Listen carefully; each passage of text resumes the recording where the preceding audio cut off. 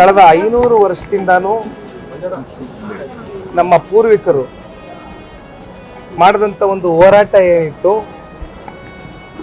ಜನವರಿ 22ನೇ ತಾರೀಕು ಆ ಹೋರಾಟಕ್ಕೆ ಅಯೋಧ್ಯೆಯಲ್ಲಿ ಪ್ರಾಣ ಪ್ರತಿಷ್ಠಾಪನಾ ಒಂದು ಕಾರ್ಯಕ್ರಮ, ಶ್ರೀರಾಮವನ್ನ ಪ್ರತಿಷ್ಠಾಪನೆ ಮಾಡಿರ್ತಕ್ಕಂಥ ಒಂದು ಕಾರ್ಯಕ್ರಮ ಏನು ನೆರವೇರಿತು.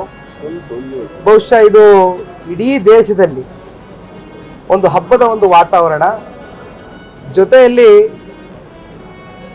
ಪ್ರತಿ ಹಳ್ಳಿನಲ್ಲೂ ಕೂಡ ದೇವಸ್ಥಾನದಲ್ಲಿ, ಮನೆಗಳಲ್ಲಿ ದೀಪ ಹಚ್ಚುವ ಮೂಲಕ ಇವತ್ತೇನು ಹೆಣ್ಣು ಮಕ್ಕಳುಗಳಿರ್ಬೋದು, ಯುವಕರಿರ್ಬೋದು, ಹಿರಿಯಕರಿರ್ಬೋದು, ಪ್ರತಿಯೊಬ್ಬರು ಕೂಡ ಈ ಒಂದು ಹಬ್ಬದ ವಾತಾವರಣದಲ್ಲಿ ಇವತ್ತೇನು ಭಾಗಿಯಾಗಿದ್ದಾರೆ. ಇದೊಂದು ಐತಿಹಾಸಿಕವಾದಂಥ ಒಂದು ಕಾರ್ಯಕ್ರಮ.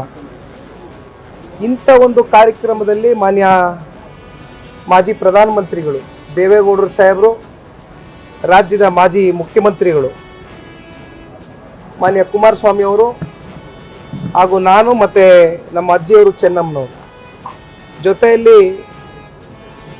ನಮ್ಮ ಉಪೇಂದ್ರ ರೆಡ್ಡಿ ಸಾಹೇಬರು ಕೂಡ ಉಪಸ್ಥಿತರಿದ್ದರು.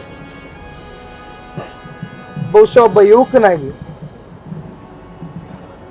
ಈ ದೇಶದ ಗೌರವಾನ್ವಿತ ಪ್ರಧಾನಮಂತ್ರಿಗಳು ಮೋದಿಜಿಯವರು ಮಾತನಾಡಿದಂಥ ಸಂದರ್ಭದಲ್ಲಿ ಅತ್ಯಂತ ಒಂದು ರೀತಿ ರೋಮಾಂಚನ ಉಂಟಾಗಿದ್ದಂತೂ ಸತ್ಯ.